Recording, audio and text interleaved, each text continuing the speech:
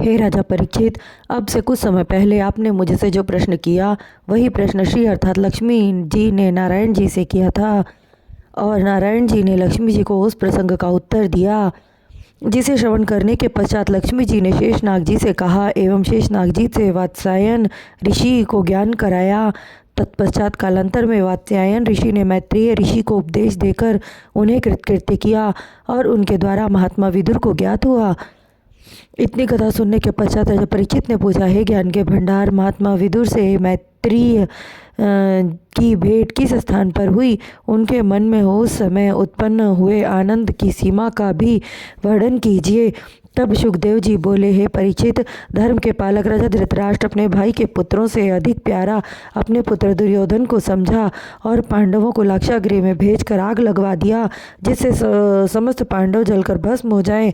अधर्म द्यूत कीड़ा से उनके समस्त राज्य पर अपना वर्चस्व स्थापित करके उन्हें वनवासी बना दिया। उनकी पतिव्रता स्त्री का भरी सभा में अपमान किया, किंतु धर्म के रक्षक, सृष्टि के संचालक भगवान श्री कृष्ण पांडवों के सहायक थे।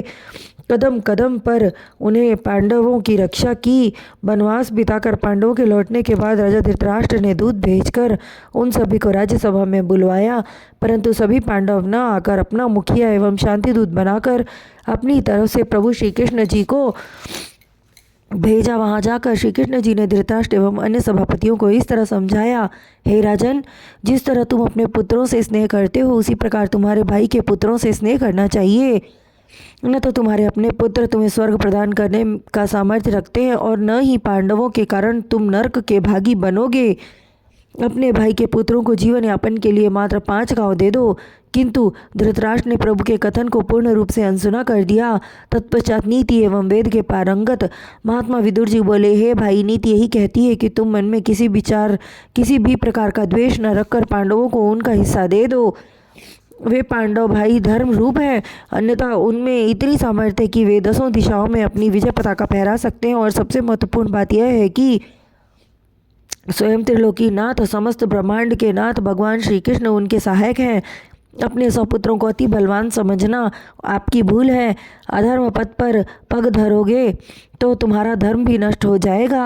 राज्य धन का नाश तो होगा ही, दुर्योधन को राज्य सिंहासन प्रदान करना पूर्ण रूप से अधर्म है। यदि अपने कुल का एवं अपने परिवार का कल्याण चाहते हो तो दुर्योधन को राजगद्दी से उतार दो। किंतु आंखों से अंधे धृतराष्ट्र को पुत्र मोह ने अत्यंत बाध्य कर रखा था। पुत्र मोह से आत्मा की आंखें भी अंधी हो रही थी।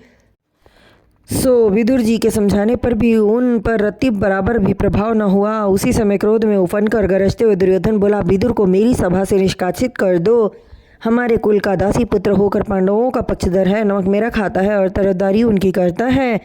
दुर्योधन की आज्ञा सुनकर सिपाही आगे बढ़े, किंतु उस समय धृतराष्ट्र ने सिपाहियों को रुकने का आदेश देकर दुर्योधन को समझाने का प्रयत्न किया, परंतु वह न माना। तब विदुर जी यह विचार कर स्वयं उठ खड़े हुए कि सिपाहियों द्वारा निकाले जाने पर अधिक अपमान होगा, इसलिए इस पाप एवं अधर्म की सभा से स्वयं चला जाना सब प्रकार से उचित होगा। अतः अपना आसन छोड़कर उठ खड़े हुए माया का चक्र चलाने वाले लीलाधारी नटवर नागर श्री कृष्ण जी की तरफ देखने लगे। उनके सांवले सलोने मुखड़े पर हमेशा की तरह मन को मोह लेने वाली मुस्कान विद्यमान थी।